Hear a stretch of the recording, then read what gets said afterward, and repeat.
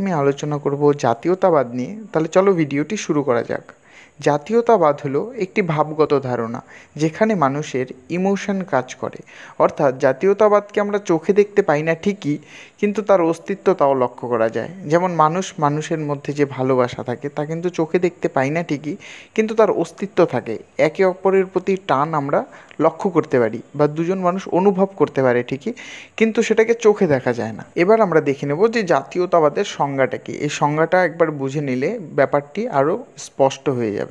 জাতীয়তাবাদ হলো এমন একটি ধারণা যেখানে বংশ, ধর্ম, ভাষা, সাহিত্য, সংস্কৃতি প্রভৃতির যে কোনো এক বা একাধিক কারণে একটি জনসমাজের মধ্যে গভীর একাত্মবোধ গড়ে ওঠে।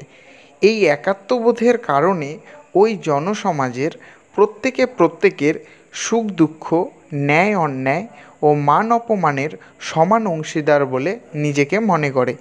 এই রকম অবস্থায় তাদের মধ্যে জাতীয়তাবোধের সঙ্গে দেশপ্রেম মিলিত হয়ে একটি রাজনৈতিক আদর্শ গড়ে উঠলে তাকেই জাতীয়তাবাদ বলে। এই সংজ্ঞাটিকে বোঝার জন্যে আমরা যদি আমাদের কলেজ ও বিশ্ববিদ্যালয়ের ছাত্র সংগঠনগুলোর দিকে তাকাই, তাহলে আমরা আরও সহজে বুঝতে পারবো।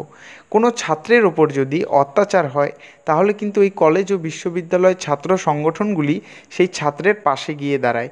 কারণ তারা ভাবে যে ওই একজন ছাত্রের ওপর অত্যাচার হওয়া মানে সকল ছাত্রের ওপর অত্যাচার হওয়া। এটিও কিন্তু একটি জাতীয়তাবাদের উদাহরণ। ইতালির জাতীয়তাবাদের জনক ম্যাৎসিনি মনে করতেন যে প্রতিটি জাতির মধ্যে কোনো না কোনো বিষয়ে বিশেষ গুণ থাকে। তাই প্রতিটি জাতি যদি পারস্পরিক সহযোগিতার মধ্যে দিয়ে সাম্য, মৈত্রী, স্বাধীনতার পথ ধরে এগিয়ে চলে, তবে মানব সমাজের কল্যাণ ও উন্নতি নিশ্চিত। আদর্শ জাতীয়তাবাদের মূল মন্ত্র হলো নিজে বাঁচো, অপরকে বাঁচাও। এবার আমরা জেনে নেব যে জাতীয়তাবাদের সপক্ষে এবং বিপক্ষে কী কী বলা যেতে পারে। প্রথমে আমরা জেনে নেব যে জাতীয়তাবাদের সপক্ষে কী কী বলা যেতে পারে। প্রথমত হলো জাতীয়তাবাদের মহান আদর্শকে মাথায় রেখে পরাধীন জাতি স্বাধীনতার জন্য সংগ্রাম চালায়।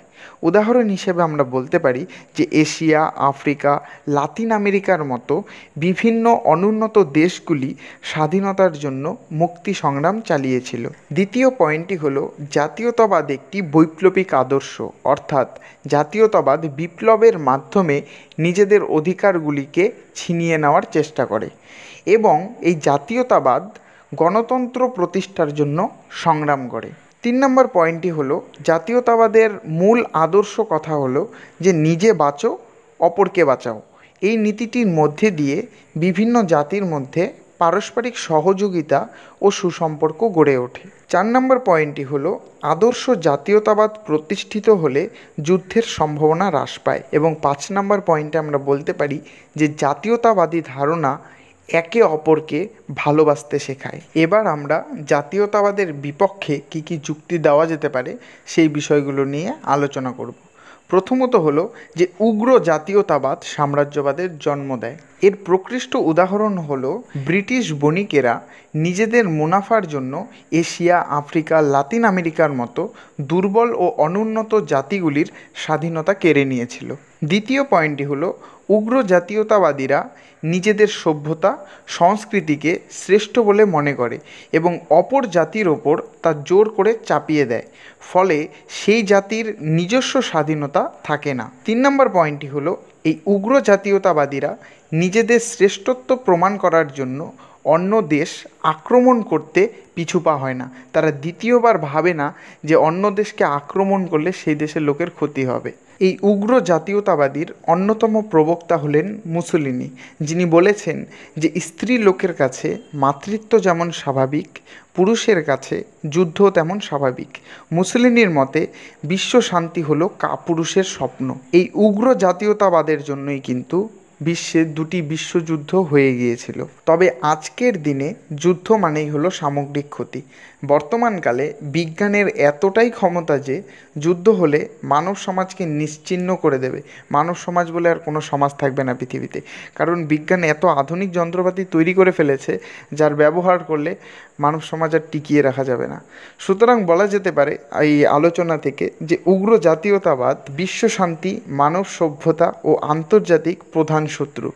তাই জাতীয়তাবাদ ঠিক আছে, কিন্তু কোনো কিছুই ওভার ভালো না। তো উগ্র জাতীয়তাবাদ একদমই কাম্য নয়। ভিডিওটি তোমাদের কেমন লাগলো অবশ্যই আমাকে কমেন্ট বক্সে জানাবে, কারণ তোমরা যখন কমেন্ট বক্সে কমেন্ট করে বলো যে দাদা ভিডিওটি ভালো লেগেছে, তুমি ভালো মতো বোঝাতে পেরেছো, আমরা বুঝেছি বিষয়টি, তখন বিশ্বাস করো নেক্সট ভিডিও তৈরি করার জন্য আমি একটা প্রেরণা পাই, মোটিভেটেড ফিল করি অনেক। তাই আশা করি কমেন্ট করবে, অবশ্যই কমেন্ট করবে, লাইক করবে, চ্যানেলটিকে সাবস্ক্রাইব করবে এবং নিজের বন্ধুদের সাথে শেয়ার করে নেবে ভিডিওগুলি। Thanks for watching and listening.